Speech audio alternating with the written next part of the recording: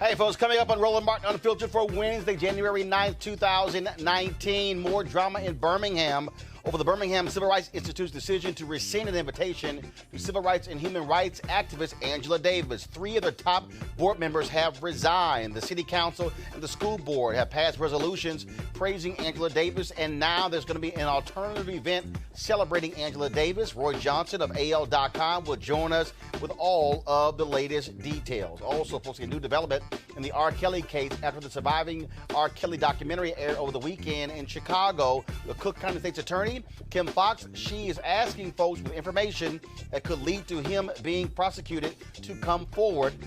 Look for my interview with her as we talk about the particular case. Donald Trump threw a temper tantrum that ended a meeting today between Democrats over the issue of reopening the government. Now, last night when he gave his wall speech, he threw out that black people and Latinos are most impacted by illegal immigration. I have 2 experts, one conservative who says that is absolutely the case, another, an economist and labor expert who says, hold up, you're a little bit wrong on that one. We'll break it down for you. Also, folks, Congressman Ayanna Pressley, she had some tough words for Donald Trump on the floor of the U.S. House, and it was another CBC member who was presiding who had to gently let her know that that was not the place to criticize the president. We'll show you that video. Also, teachers in Los Angeles preparing for a major strike. We'll talk with Randy Weingarten of the American Federation of Teachers Union about that particular strike. Also, we continue to highlight the importance of HBCU professors with AT&T's Dreaming Black initiative. We'll talk with a professor from Morgan State who says the next Facebook or Twitter founder is going to come out of Morgan State. Folks, it's time to bring the funk on Roland Martin Unfiltered. Let's go. He's got it. Whatever the miss, he's on it. Whatever it is, he's got the scoop, the fact, the find. And when it breaks, he's right on time and it's rolling. Best believe he's knowing. Putting it down from sports to news to politics. With entertainment just for kicks, he's rolling. It's on go, roll, y'all. It's Roland Martin, rolling with Roland now. He's funky, he's fresh, he's real, the best, you know he's Roland Martin now.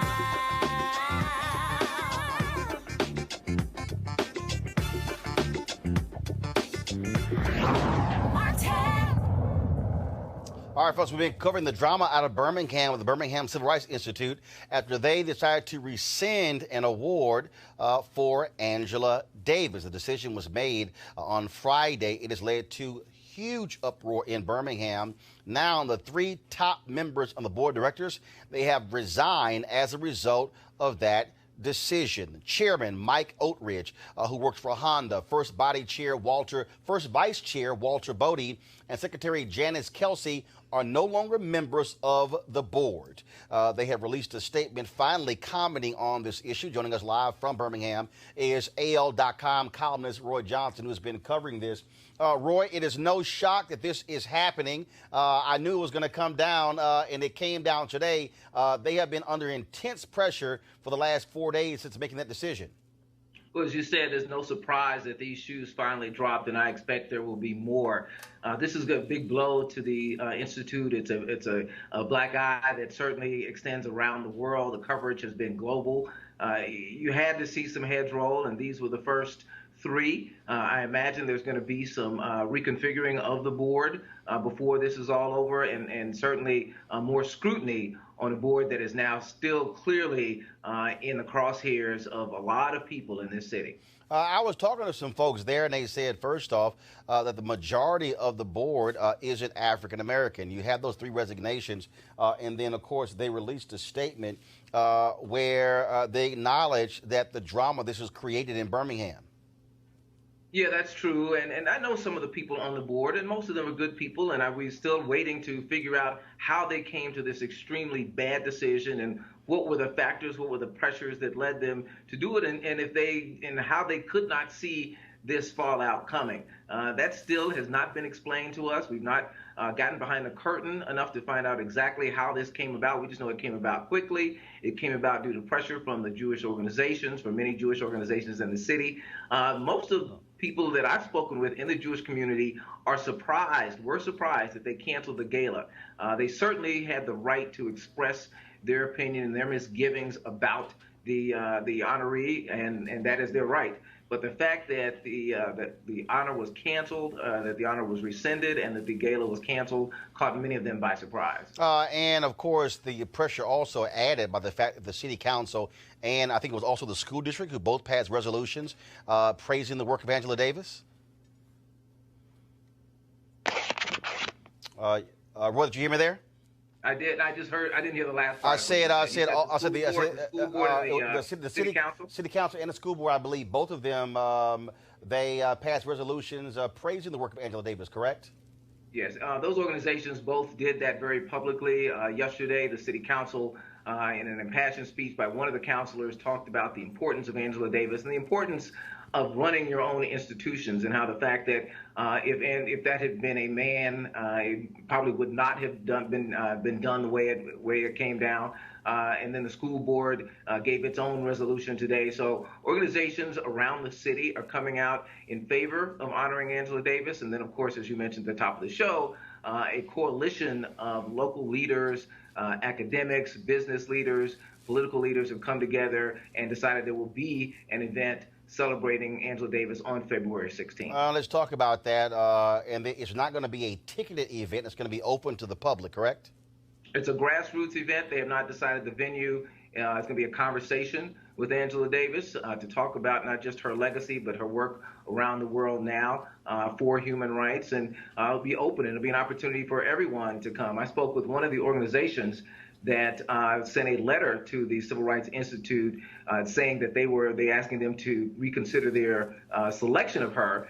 And the head of that board, who said that they unanimously sent the letter, said they would welcome the opportunity to sit down with Professor Davis when she was here and perhaps start a dialogue to see if they could come to some common ground. It's also, I believe, this also causes folks to confront this whole issue of black-Jewish relations. Of course, we recently saw Mark Lamont Hill, who was fired from CNN because of his public support for Palestinians. Of course, Angela Davis said in her own statement that was the reason why this decision was made, even though the Civil Rights Institute has yet to say exactly what comments from her public record that they say do not meet the criteria of the Fred Shuttlesworth Award. And are any folks talking about that, this whole idea of black folks and Jewish folks in Birmingham being at odds over issues like this? Well, what's interesting is what people are talking about is that there are numerous coalitions between African Americans and people in the Jewish community working on various projects. This was an instance that I think caught many people by surprise. Certainly anyone has the right to express their opinion and object to anyone being honored, but I haven't run across anyone in the Jewish community here who expected that the BCRI would comply with their request and then cancel their event. So I think you're going to see more opportunities and more, maybe not through the BCRI, but see more events that are trying to bring people together to have an open dialogue about the things that matter to each organization, to each community, and see if there can be more of an effort to move forward in a positive way. The head of the board for the Birmingham Holocaust Education Center, which did send a letter to BCRI, said she hopes that something good does come out of this because every city needs it, and certainly Birmingham is one. All right, Roy Johnson, AL.com. We appreciate it. Thanks a lot. All right. I want to bring my panel right now. We have Rena Shabarar, Republican strategist, also Joe Madison, a Sirius XM radio show host, Monique Presley, attorney, and of course we also have Bill Spriggs, economist, AFL-CIO, Howard University. Folks, again, this went from rescinding the decision on Friday to them not commenting. They still have not commented beyond these board members resigning. Now 3 folks resigning. Lots of public pressure. Pretty stupid move by the Civil Rights Institute. Very stupid move. And here we are in 2019 with an individual who, by the way, has world recognition. And, you know, it takes you back to you know, the 60s, maybe even the 50s. And of all places, Birmingham, Alabama. And I'm a woman who's a native of Birmingham. Yes, exactly. And I'm just so glad that Fred Shuttlesworth isn't alive to to see this, because I'm certain he would be outraged to know that his name has been besmirched like this. Monique, you had Roy made a point about one of the council members talked about that they would have not done this to a male recipient. Now, what's interesting is that last year Harry Belafonte was one of the recipients, has been very critical of Israel.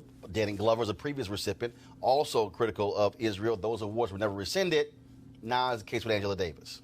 Right. We see the misogyny and the sexism kicking up all over the place, and I call it the era of Trump. But we also see the just privilege and the exertion of power and privilege in much more of an entitled fashion due to the current climate. So I think that this isn't just about, obviously, Angela Davis. It's not just about Jewish-Black relations. It's about a white power center that can flex its muscle, and it doesn't have to be on the conservative side. It can be on the liberal side as well, and that's what we saw happen here. Rena, Bill? Yeah, I would say, what's most disappointing is that she's not being judged on, it's been said, the totality of her work. That's really disappointing. And as a millennial, I got to put that hat on for a minute, because I think young people in this country, we grew up thinking our country's so diverse and that diversity of thought is encouraged. And last I checked, this is the United States of America. It's not Israel. This whole defending Israel at all costs is so, it just is, it confuses me on so many levels, because I think I see it happening the most out of the right. I know it's happening on the left as well, especially last week with the talk of Congresswoman Rashida Tlaib and her comments, highlighting again, she's a Palestinian woman. The conflict between Israelis and Palestinians, again, I remain so confused by why we can't inject our American ideals into this conversation and say, hey, this is wrong. Somebody should, again, we should talk about the fact that founding farmers, it was in that article, the AL.com article, that founding farmers have owned slaves. Why aren't we rescinding awards of all these people who have done all these controversial things? Why just Angela Davis? So it's very confusing for me. Again, I can't stop using that word. Bill?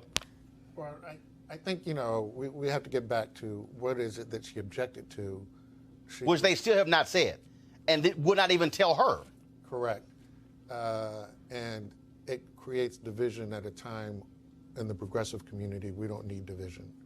And if they were surprised or shocked that they got this reaction from the commission, then shame on them. Don't raise the issue if it's not going to be that serious to you. Also, I appreciate that grassroots folks, Joe, have responded and are going to still say they're going to hold an event on February 16th to honor her. And that's exactly what should happen. Most of these significant changes, all significant changes, quite candidly, always start from the bottom up.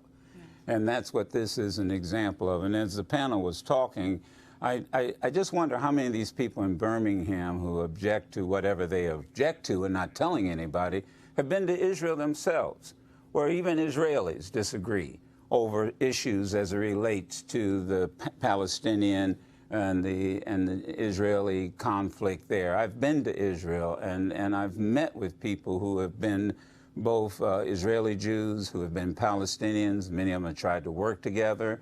They often object. There's debate within. This is one of those debates we can actually say there are good people on both sides. Yeah, I hate that phrase now, but it's kind of true,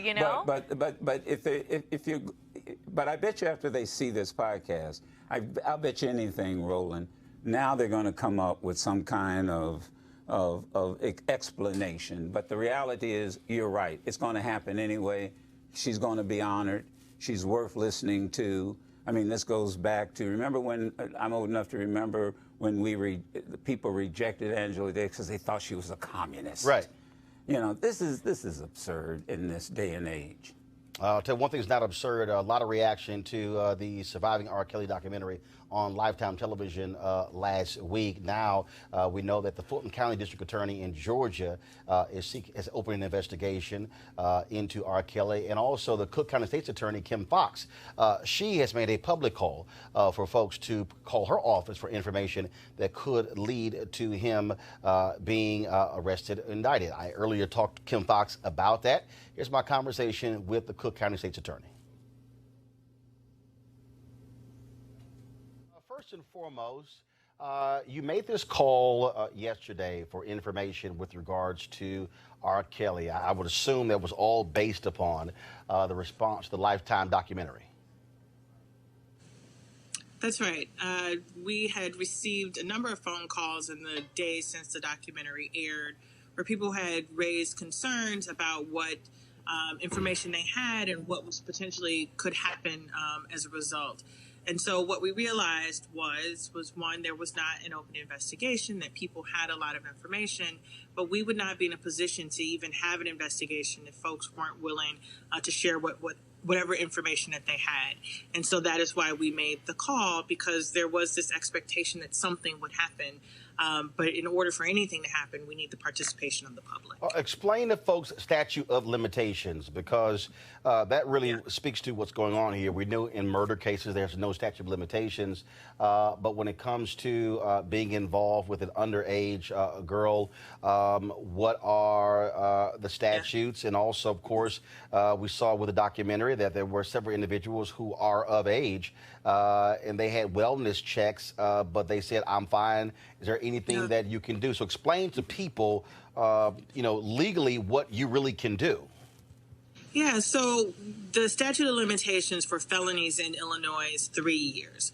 There are specific statute of limitations depending on sex assault, sex abuse, domestic violence.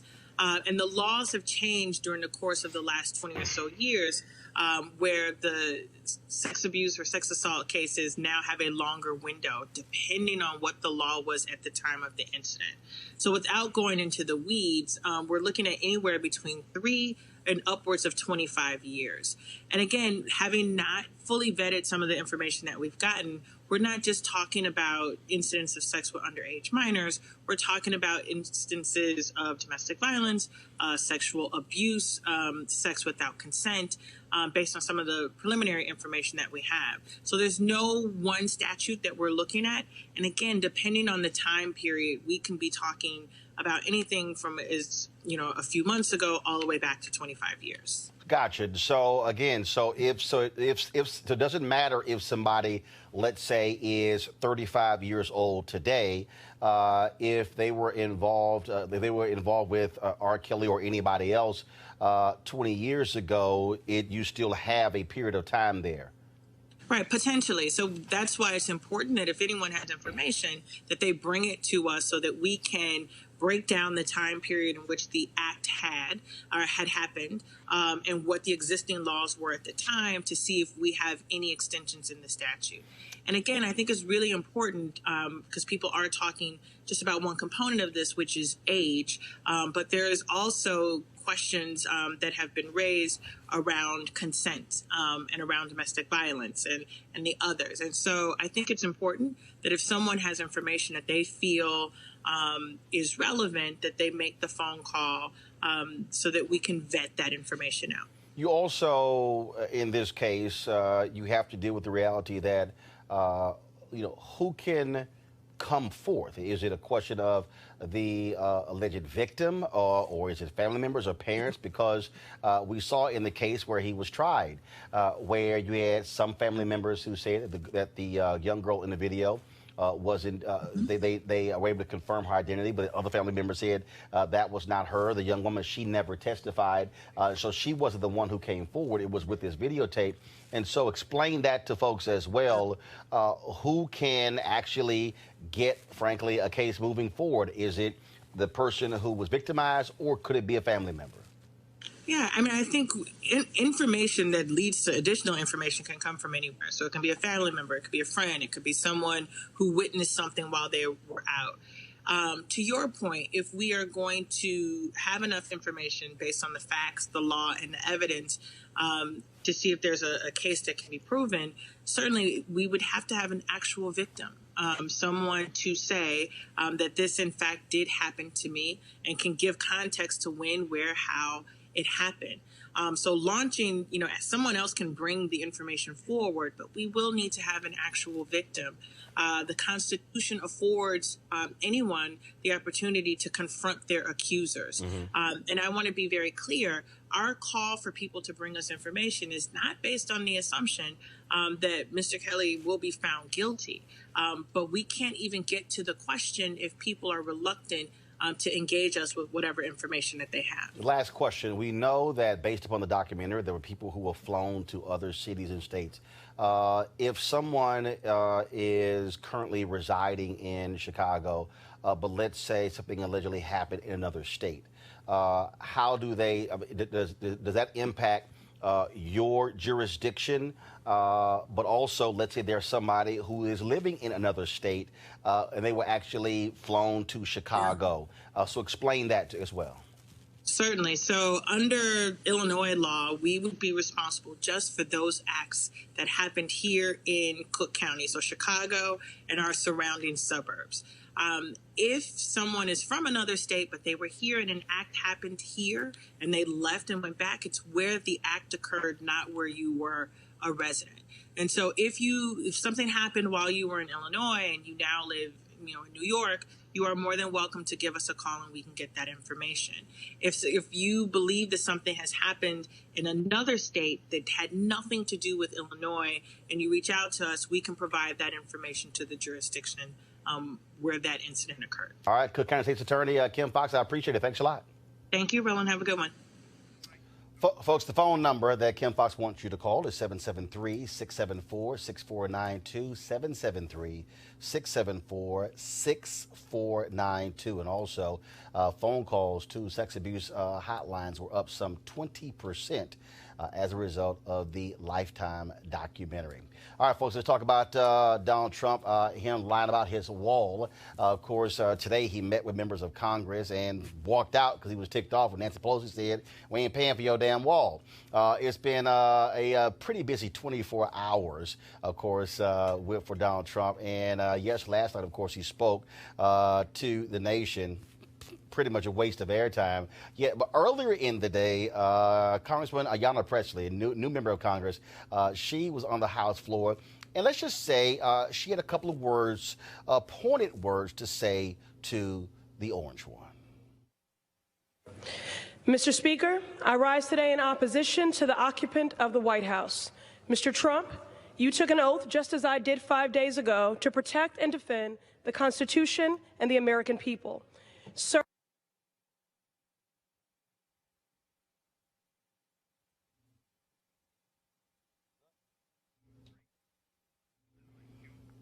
all right, folks, not quite sure what happened there. We're going to try to re-cue that.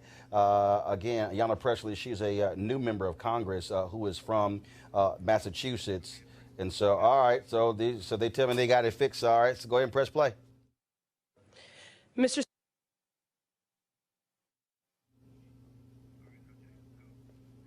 Okay, all right, so they don't have it. All right, then, so that's... So something wrong with the system. Well, y'all calm down in the control room. And so we don't have it there. I'm going to pull it up on my iPad just a second and actually play it. Monique, why don't you talk about your cousin? You know, I couldn't be prouder of a black woman who gets 1 minute to speak and uses it for everything that it's worth, not just because she has the last name Presley and she's in my family. Am I proud? I am proud because she could have talked about anything and she spoke truth to power the way she's supposed to when there's more than one branch of government. I think it was time well spent, and it was worth the little tisk-tisk that she got from House leadership for doing it. Joe Madison, these freshmen, they really don't give a damn about the normal way of Congress. They made it perfectly clear they're going to operate on their own. Yeah, not giving a damn is an understatement.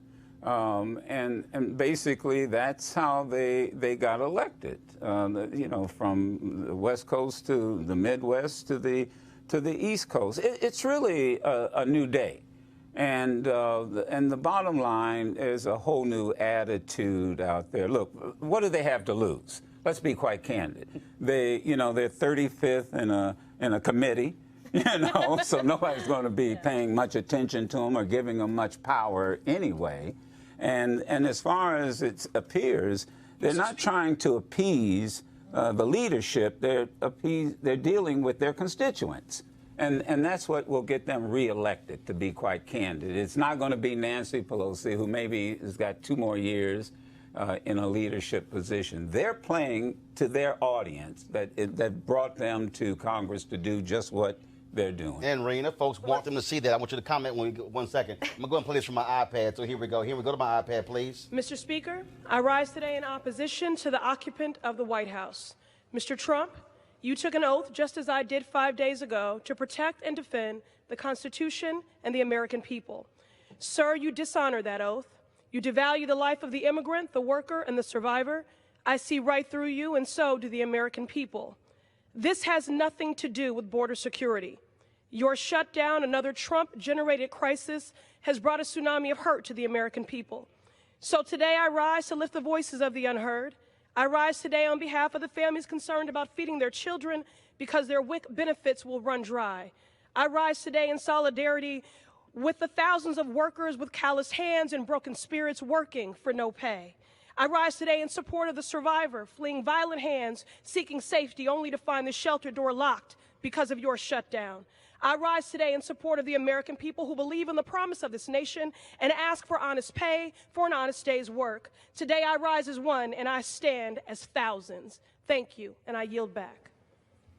Members are reminded to refrain from engaging in personalities toward the president.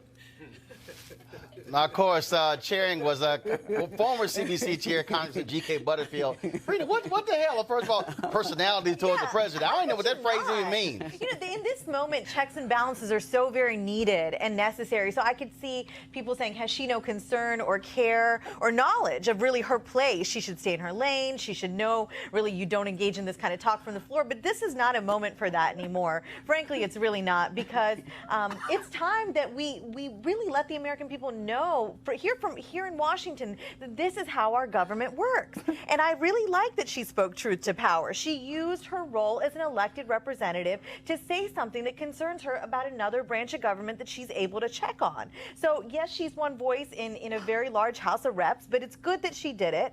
Of course, conservatives are going to be angry. I, on the other hand, am I'm envious. I'm super envious. I caught a lot of flack last week on PBS. I said I admire people like Ayanna, people like Ilhan Omar. I even said Alexandria Ocasio-Cortez. These women, gosh, I wish at least one of them were Republican.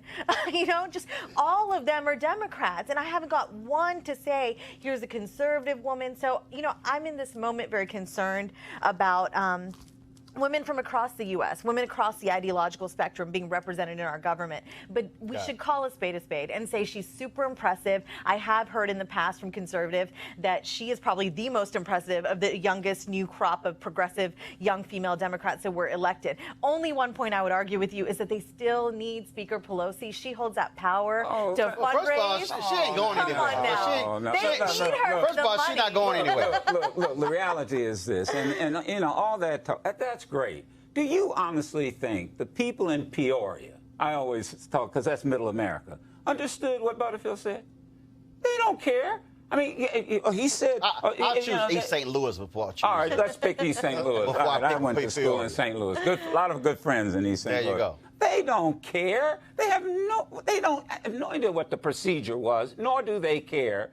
And they probably didn't even know who he was. They sat there and heard, and this is what First of all, you know GK was agreeing with her, but because he was the presiding chair, he had to make the statement. But the bottom line, he was like, "Yeah, go ahead, girl, go ahead, keep saying that thing." And don't get me wrong. Don't get me wrong. That was universal. I agree with that. And you're right. I mean, Pelosi does hold the power. Yes, she will give them. She'll give them all an office in the corner, in the basement somewhere. Because they're freshmen. And they were going to get it in. They're freshmen. They were going to get it in. Anyway. Folks, they have good offices, and legislation comes from the people. But the better not from offices the is when you've been that way. That's the whole point. Right. That's the whole point. Let's just be real clear. That's just like who get a big piece of chicken. Well, Ayanna has Shirley Chisholm's office. That's the best office you can get. I got you. All right, folks. And last night, y'all, when Donald Trump gave his wall speech, you knew it didn't take him long to try to pimp black people. Press play. But all Americans are hurt by uncontrolled, illegal migration.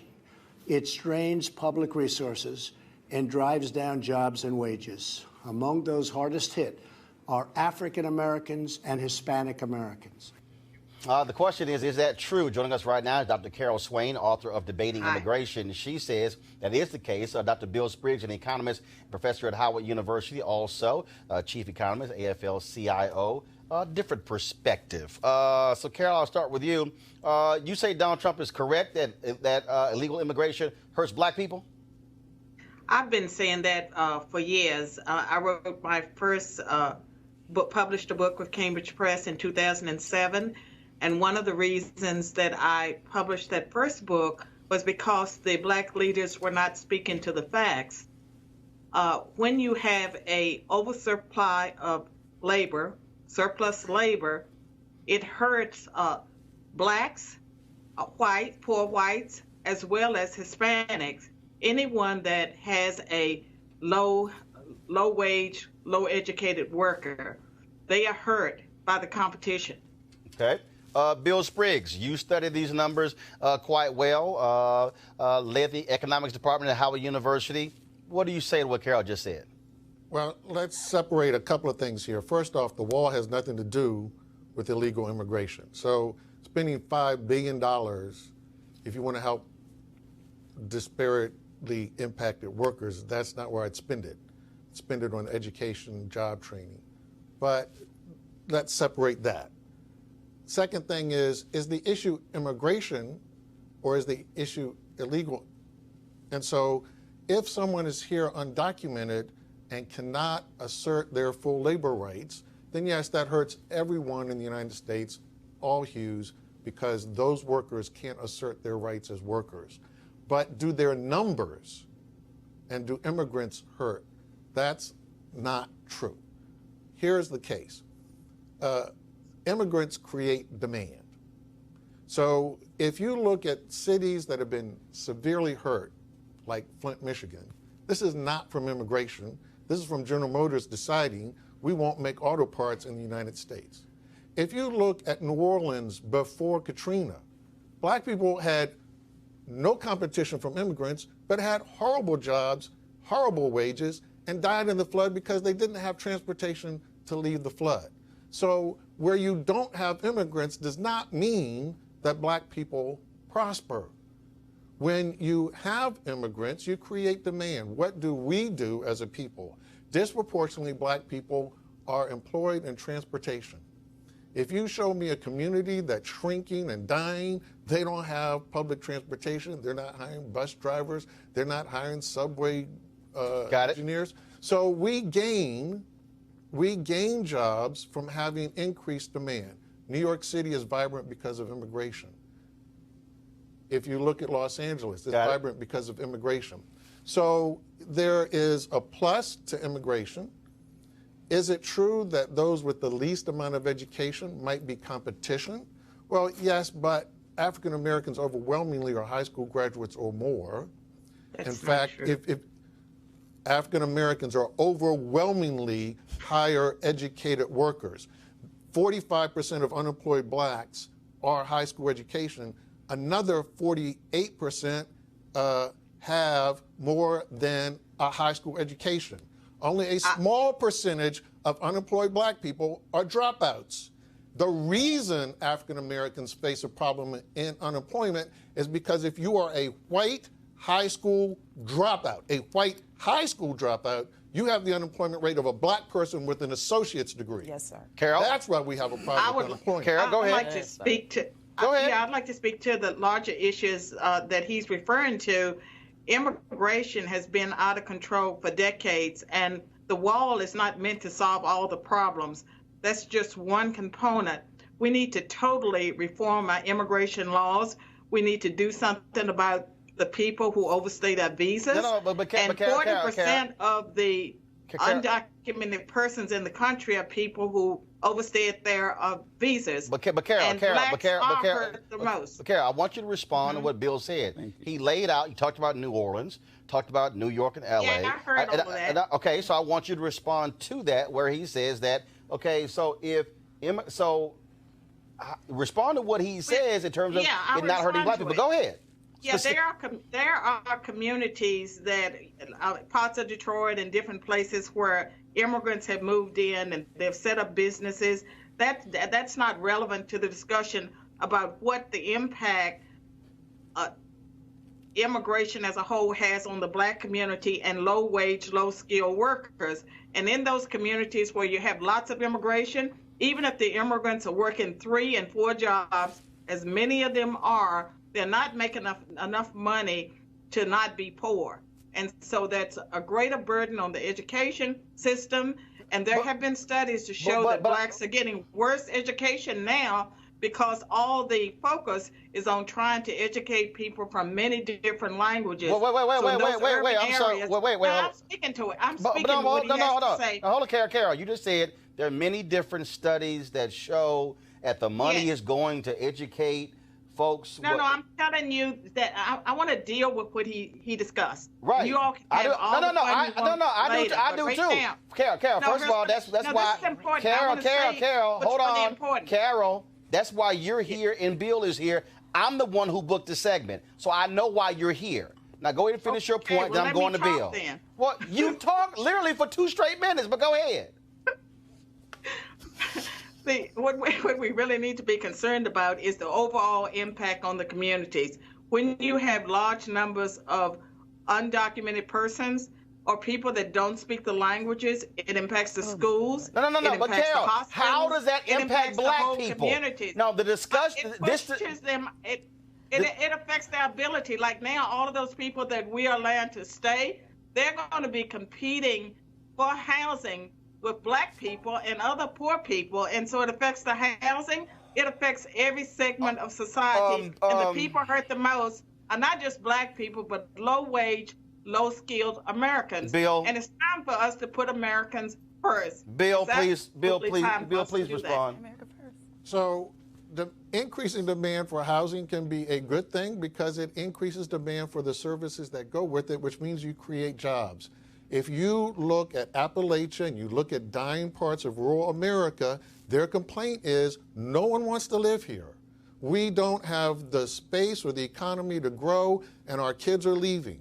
In many of those places, the only people who have come in to keep those rural, isolated places alive have in many cases been immigrants. So it's not this competition that you suggest. What we do get are from people who want to continually pit worker against worker, not increasing the size of the economy in response to a growing labor force. And so the problem isn't having workers, the problem isn't raising wages, the problem is not maintaining labor standards, and that's the problem that we have right now. We have to do a better job of improving labor standards, and yes, if we granted those workers status so that they could fight with their employers, so that they didn't fear being deported, if we could regularize them, then yes, those workers would be a plus to the economy. It hurts to lower labor standards for any set of workers, whether it's African Americans returning from being incarcerated who must work at any wage or face going back. It's bad for any set of workers to be put in that position of a disadvantage versus their employer. And we have to level the playing field. We have to give workers the right to bargain and to negotiate. And of course, if workers aren't here with status, that does hurt them. But the key is, if you want to be in a community that's vibrant, that's growing, where the economy is expanding and creating opportunities, you have to have more people. The birth rate to native-born Americans, white and black, has been declining. And so if America is going to grow, it's going to have to grow from having more people from many different sources. All right, we Carol, just have to be open to that. Give you the final word, go. I think that we need to look at the immigration problem as a whole, and that we need to reform immigration. And I think the wall is one part of it. And I think we need to be fair about the things that President Trump has done that's benefit Americans as a whole. And so my position is that we need the barriers. We cannot absorb all the people who want to live here in America. If we have open borders, then most of the world would want to come to America. Many people, there have been surveys about this. Okay. And so I think the situation is much more complicated than it's being portrayed. Well, first of all, we went into detail. I thought Bill was pretty damn specific. Certain aspects of it, but not. It's much more complicated than you lay it out there. That's one part of it. But Carol, I was waiting for you to offer these other stuff that you were talking about. And I'm trying to do the best I can in a situation that's clearly hostile towards anyone that's conservative. Carol, hold up. Let me help you out. Now, I used to see you on Lou Dobbs' show. Yes. It's 2 people who have been talking. You and Bill. Okay? This is not hostile. No, not me on the show. Carol, Thank you. this is not hostile. It's not like the whole panel here. So please don't try to jump to that old conservative tactic of, oh my God, it's a hostile environment. Well, I mean, I listened to the show Carol, before I came on, and so I heard nothing positive about the president or about conservatives. Carol, first of all, Carol, this discussion had nothing to do with Donald Trump. This discussion was about what he had to say about black people and Latinos being hurt by immigration. He's absolutely right. They are hurt by immigration, and that's why I offer you the opportunity to say it. Now, if you want my book. But Carol, hold on, Carol, here's very simple. Bill offered a litany of details, and you had the opportunity to do so. Now, if you couldn't get it done in time, that ain't on me. I have a full book on it, so if you want to be educated about it, Carol, you can read the chapter that has to do with the Black Caucus, black unemployment, and the impact on American workers. Okay, Carol, all right, but here's the deal. So we had no issue discussing this, but this was not hostile. So try that on somebody else's show. You had an opportunity and was given it to be able to make your points, but it wasn't hostile. Nice try. Roland, it didn't work. It's great seeing you. All right, Carol. And take care. All right, you take care. You have a good one. All right, then. Rena, go. I know you want to go ahead. I know you want to go real quick, because I'm going to go to Randy Weingart next, but go ahead. Let me go real quick, because I'm a conservative. I don't support the wall. I don't think we have extremely porous borders. You know, I just think the arguments you made are those that Republicans should embrace, talking about competition, the markets. I mean, this is something that Republicans should really applaud, is that there's credo to the argument that, honestly, there are some groups that are faring badly because our cities are dead. I am the daughter of legal immigrants, a surgeon that immigrated to southern West Virginia in '71 because of the coal mines, and a woman who was a lawyer and did not practice there. It was the gold mine, my mother said. The coal mine was the gold mine. Why? Because there were jobs. And now that county that I was born and raised in is the epicenter of the opioid epidemic. Right. Why? Why? There's no jobs. People don't want to leave there. There you go. I was one of those kids who left. Now my brother's gone back. We inject into the economy. We are new Americans, but that's what happens. That argument you made, it's just practical. And I'm not hearing Carol. I'm just not. I'm sorry, you can't Carol. just say read my book. So real quick, Monique, then Joe. Then I got to go to my next topic. All right. I just want everybody to not miss what Trump does and how it just worked in this episode. He tells the white man to be afraid of everybody of color because we're the ones taking the jobs. Then he gets on there and tells the blacks and the browns to be afraid of the illegals because the illegals are going to take the jobs. It is peddling hate, and it is peddling fear, and it's lies. The statistics prove what we all know. Black people are coming out with so much education that they do not want the domestic worker jobs that the illegal immigrants and the legal immigrants are coming and taking in the workforce. They are not taking jobs. Ain't no white folks going to be out there picking oranges and lettuce. Joe, go ahead real quick. Education is the currency of the 21st century. And what you see coming to the United States are usually people who lack education. And that's not just happening in the United States, that's happening all over. But isn't it amazing that he opens up his speech yesterday saying unemployment is hurting blacks, but in the same breath, when he gets in front of other people, he says this is the highest employment statistics that we've had in the history of the United States. And then finally, let me say this. If you really want to deal with this issue of employment and who gets hurt, here's what you ought to do. You ought to frog march the owners of these businesses who sit up here, know these folks are illegal, underpay them, and the reason they hire them because they're illegal, because they can't complain. I'm sorry, you mean like the person where they forged documents at his golf course in New Jersey, or the guy, the occupant. The guy in the White House who did the very same thing, and then down there in Florida at Mar-a-Lago, they keep saying, "Hey, we can't hire any Americans. Can we keep hiring folks from outside the country?" Absolutely. And my mother-in-law, God bless her, and her whole family came from Oklahoma after the Dust Bowl, went to California, worked in the vineyards, and then what happened was they complained about the working conditions. And as soon as they complained about the working conditions, they got fired. Boom. And then who took their place?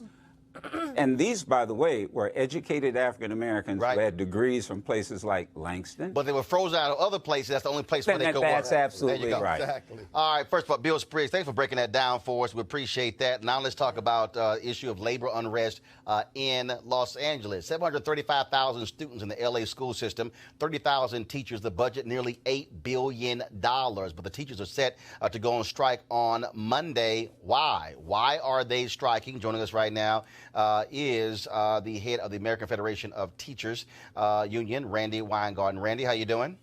I'm good, Roland. How are you? Doing great. Now, we have seen It over was the last... great. It was great to hear the last panel. Thank you. Well, yeah, it was so volatile, just, all that little nonsense Carol was talking about. But so let's break this thing down. In the last couple of years, we have seen teachers use the power of strikes to get, frankly, what they need and their demands. And so we saw, of course, in Oklahoma. We saw in West Virginia. We saw in Oklahoma. We saw in West Virginia them go on strike. Why are they seeking to go on strike in Los Angeles? What are the reasons? So let me just say initially that nobody wants to go on strike. Right. And a lot of people in the last few days have been saying, is this a strike wave? No, it's not a strike wave. The last thing teachers want to do is go on strike. There's been 20 months of negotiations.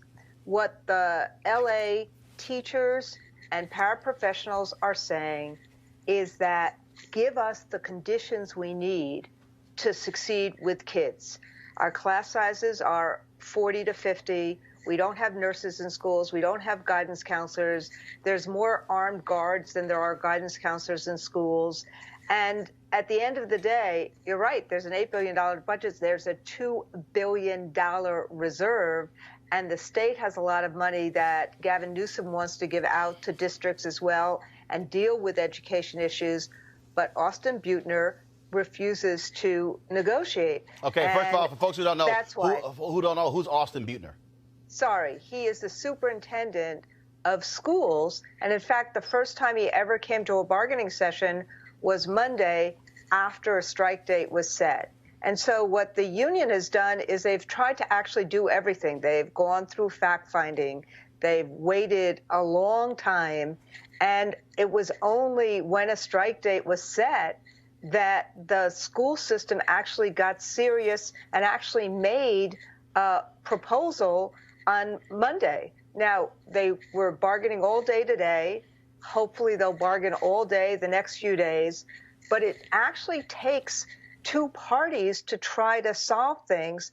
And the school district really is focusing on dismantling, destabilizing, and crying poverty rather than giving teachers and kids the conditions they need for kids to succeed. Joe just said. What specifically are the top 3 or 4 demands of teachers in the LA school Guidance system? counselors in schools, nurses in schools. So let's stop right there. When you say guidance counselors in schools, what is the current state? Are there guidance counselors? 80% of the schools, 80%. This is a school district where 80% of the kids are poor.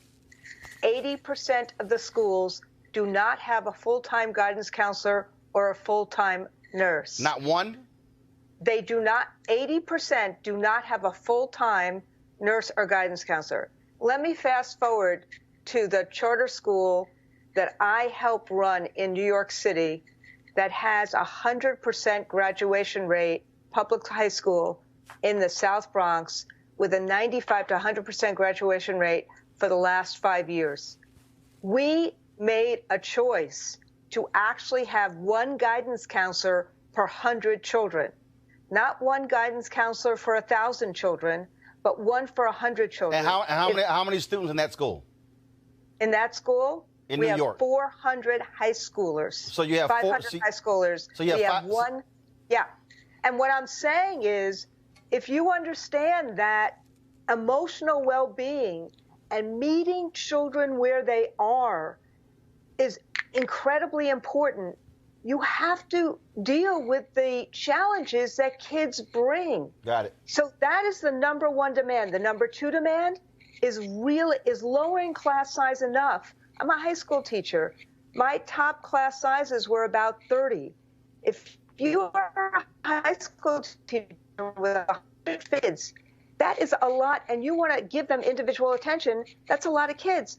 The class sizes in LA are 40 to 50. So how are you as a high school teacher going to be able to individually meet the needs of kids? Got it. These are the top two demands. So what's happened is that the school district doesn't want to deal with these now because the public now understands that these are the demands. There's a lot of public support for the teachers and for the paraprofessionals. But number one, teachers want to be in their classrooms, but they want the conditions that kids need to succeed. All right, Randy Weingarten, the head of the AFT, we certainly appreciate it. Thank you very much. Thank you.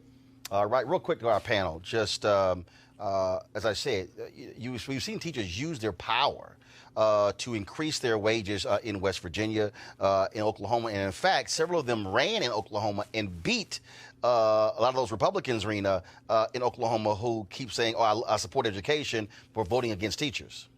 Yeah, that's the thing is, sometimes the talk doesn't match the walk, and that's a problem. Unions have typically been pretty unpopular with conservatives, but I think those notions are changing now. With the younger set of conservatives, those especially who are working in education, they understand that collective bargaining is the only way you can change some of what's happening. And striking is probably one of the best political activism tools in the kit. And I just really, I was sad to see what happened in my native West Virginia, but I just didn't see any other way that those teachers could have seen a raise. It just felt like there was just too much pent-up frustration within the governor's office, within the offices of those state legislators. They were just not going to act unless those teachers came and said, "We are striking." Joe. So it's going to be interesting to see what happens in other states. But in my home state, though I'm a conservative, I support what happened. Well, it not only happened in your home state, it also happened in Arizona. It's going to happen in California. And the reason you also have to keep in mind,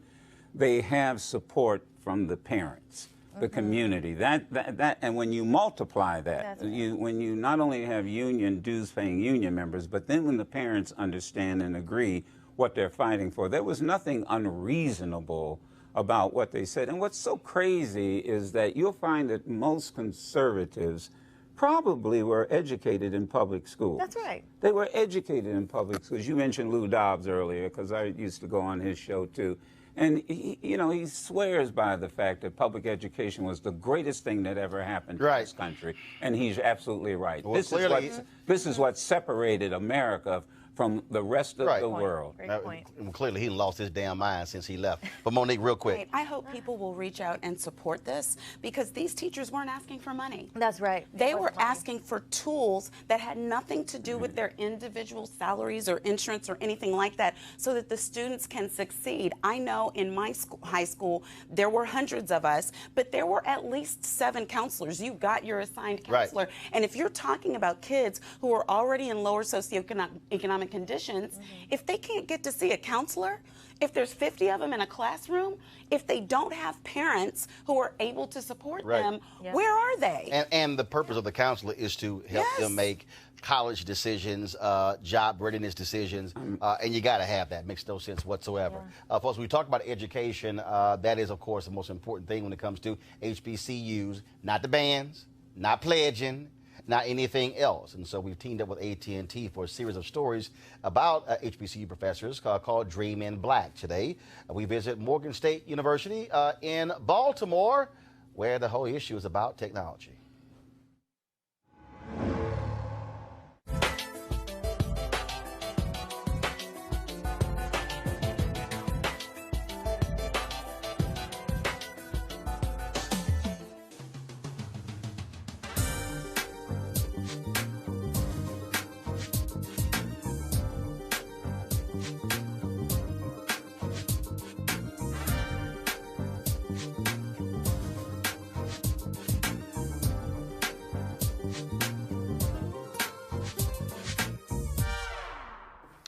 Dr. Cornegay.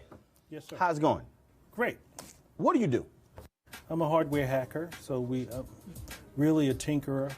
I tinker with things, most likely, more often electronic devices, and to figure out how they work, and what their weaknesses are. How did you dream big? How did you think about the possibilities of what you can do with that and turn into a career? What were you thinking about that at an early age?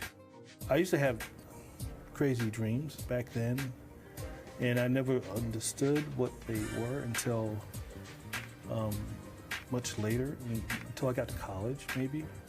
But I always would dream about numbers and binary numbers, number sequences. So I would always dream. So and that's probably what prompted me to start out as a math major. So I started out as a math major in college. And then my sophomore year, my math professor pulled me aside and said, well, what are you going to do for the summer? And I said, well, I don't know. So she said, well, here's 2 opportunities. And so she said, oh, you can go to Prudential. The other option was to go to Bell Laboratories and to do some engineering stuff. I said, cool, I've never done that. What is engineering? So it was officially called engineering, but for you growing up, it was called tinkering. Yes, yes, yes. And so you go to Bell Laboratory? Yes, I did. I went to AT&T Bell Laboratories. What was it about it that sort of just blew you away?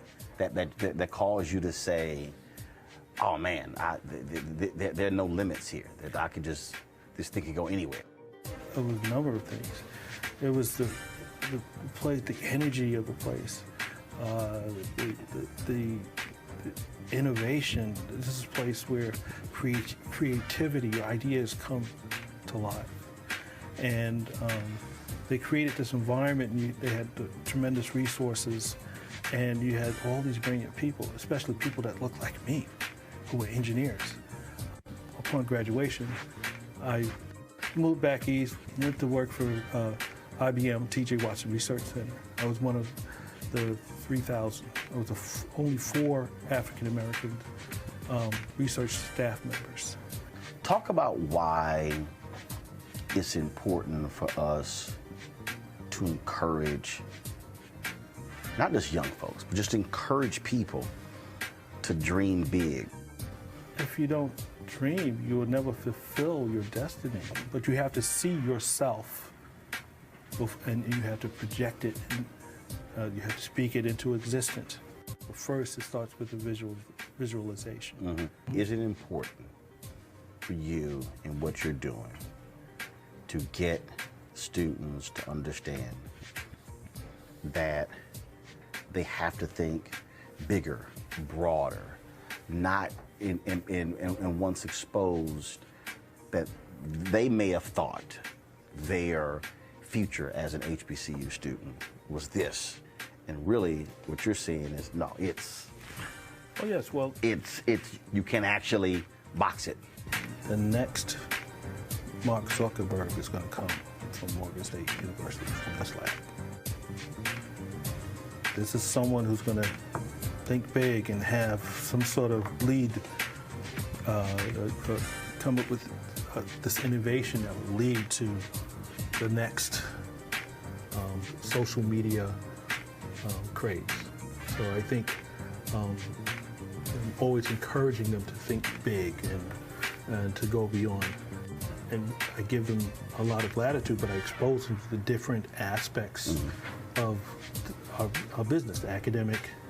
They do internships so that they, they're pulling their own red wagon, but ultimately I do have some that have that entrepreneurial spirit. So I encourage them, I put them in opportunities where they can flourish and grow, and then introduce them to the right kind of people, because we need that. All right, folks, for more information, go to att.com/dreaminblack.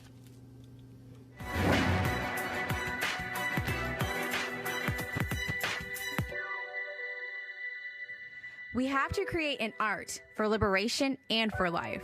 Artist Elizabeth Catlett.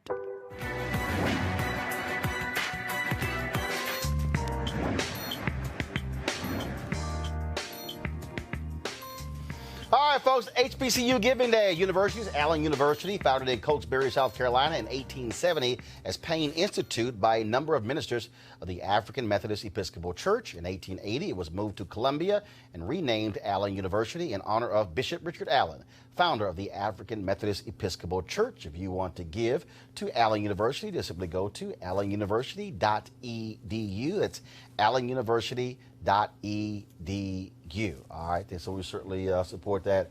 Last bit for our panel here, I'll do something different. Each one, you got a minute to talk about whatever you want to talk about. What you got? Raina, you first. This whole segment got me thinking about really just women in tech and women of color in tech. There's a great woman, Reshma Sajnani, who ran in New York many years ago for Congress, but started Girls Who Code. It's a great organization doing great work to get more young women into tech. I was appalled at some figures I saw last year that said that 50% of employees at Google and Apple are still white, and 83% of tech executives are white. So we really need people of color in these tech fields. It's going to happen through efforts like Reshma's, which is Girls Who Code. So I hope more young women will get involved in STEM careers, particularly at HBCUs. Joe? I think that on Martin Luther King Day, instead of so many breakfasts and awards handed out to people, that it really should be a mass demonstration in this country, given the fact that 800,000 workers, people who are not working, or let me put it this way, working and not getting paid. The last time I checked, that was slavery. And that we should not allow this president to blackmail the United States of America, because that's exactly what he's doing. This is blackmail. But I would call on America, like Martin did, that on his birthday, we should have a massive demonstration. And I think organizations, HBCUs, fraternities, you name it, religious organizations, you know, young people have something they call flash mobs. I've seen 2,000 young people show up to have a snowball fight. I think we can show up to protest against what's happening with these unemployed, dedicated public servants and their families. And of course, that weekend, MLK weekend, will be the Women's March taking place, mass demonstrations all across the country. But you're absolutely right, because he died fighting for sanitation workers. Monique? I just want to offer a word of encouragement for people who may feel like they don't have a voice. We're 9 days in now to 2019, and some ended 2018 feeling like they were stifled and choked, and what's going on in today's politics is affecting them, but there's nothing they can do about it. That is 100% not true. There is no preacher that has to be without a pulpit these days. There's no politician that has to be without a platform. In the age of social media, there is always a way for you to have your voice heard. Get up, stand up, speak out, and do something about an issue that you care about. It only takes one person to make a majority if you push to join somebody else. So I would like to see everybody step forward and take action in 2019. All right, folks, here's my final comment. Earlier, we started this show off talking about the Birmingham Civil Rights Institute and them rescinding the award from Angela Davis. Today, 3 of their board members resigned. I dare say any board member of the Birmingham Civil Rights Institute who actually voted to rescind that award, they should resign, because they embarrass the legacy of Reverend Fred Shuttlesworth, somebody who Angela Davis knew and went to high school with his daughter. The reason I say that is because for you to sit here and bow down to pressure when you're recognizing a daughter of Birmingham, somebody who has been on the front lines of human rights, just because you disagree with them calling for a boycott of Israel, that simply isn't enough. And then to put out a deceitful statement stating that on further review of her record, that she did not meet the criteria of the award. First and foremost, I went to your website. You don't have the criteria of the award on your website. You haven't even released that criteria. Second of all, you have yet to even say why the award was being rescinded. What that says to me is that you were bowing down to pressure. What that says is that there clearly had to be some Jewish donors to the museum who said, if you don't rescind the award, we're not going to cut you a check. Well, sometimes there are some folks who checks you don't need. And in the case here, you actually have done more harm to the legacy of the Birmingham Civil Rights Institute than you actually did any good, because not only did you cancel the award, you canceled the gala that went along with it.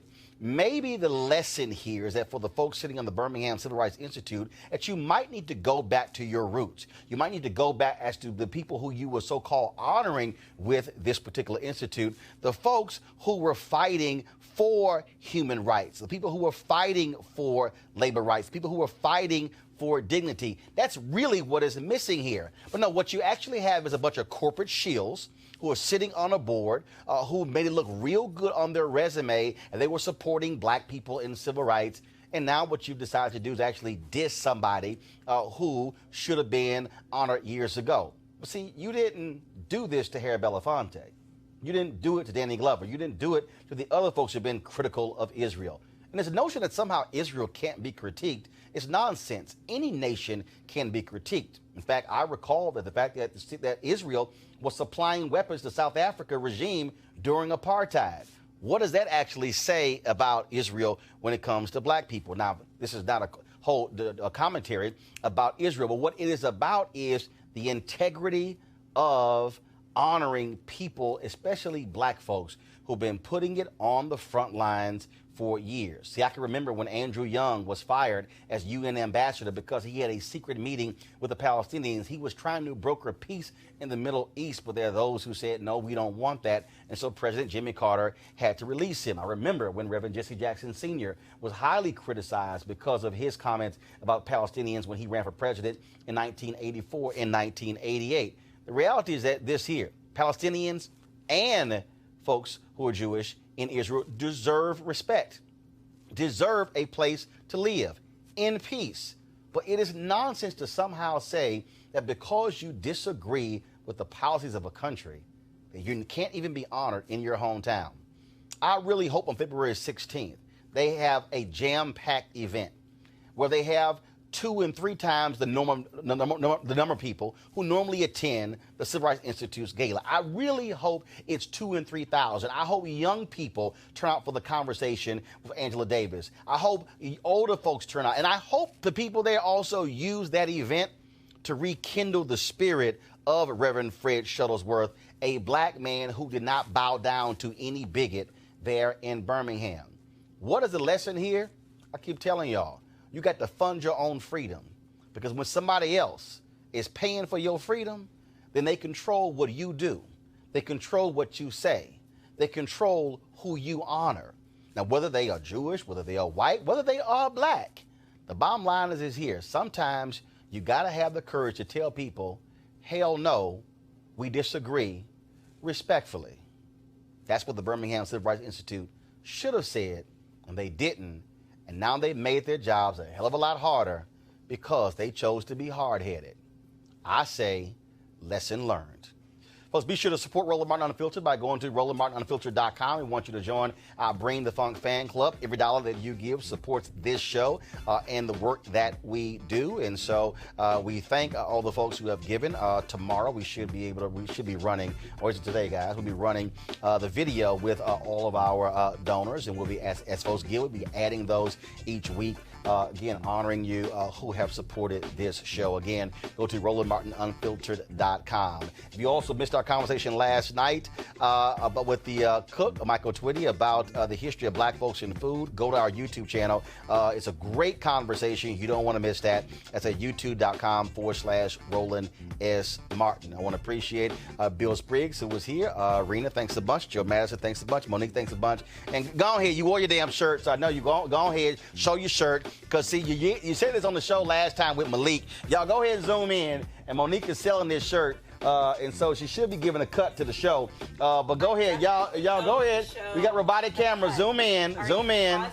Go ahead. Are You Finished was birthed on this show. Thanks, Ro. Yeah, so add it to my list. Are you pausing or are you finished? Remember, that's what she jammed up Malik on the show. And so she said, where can I get the shirt? Come on, sell it. You can go to Monique Presley on Shopify and get the shirt. Or just go to my Instagram page at Monique Presley, and it's in the link. Okay, if you just put it on MoniquePresley.com and just say go there, that's the easiest thing in the world. Go to my Instagram, follow me, and then get a shirt. Lord have mercy. I got to teach some people entrepreneurship. All right, y'all. We appreciate all of y'all watching. Be sure to, again, follow us on Facebook, Periscope, and YouTube. Click live notifications, so when we go live, you will be notified by that as well. So thanks a bunch. Got to go. Holla!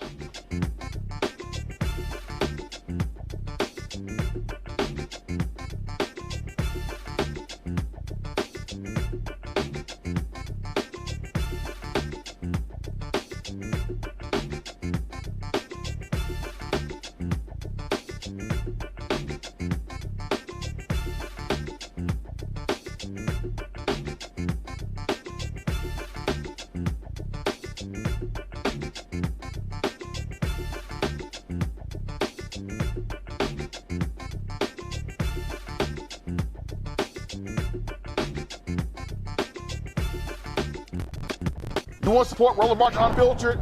Be sure to join our Bring the Funk fan club. Every dollar that you give to us supports our daily digital show. There's only one daily digital show out here that keeps it black and keep it real as Roland Martin Unfiltered. Support the Roland Martin Unfiltered daily digital show by going to RolandMartinUnfiltered.com. Our goal is to get 20,000 of our fans contributing $50 each for the whole year. You can make this possible. RolandMartinUnfiltered.com.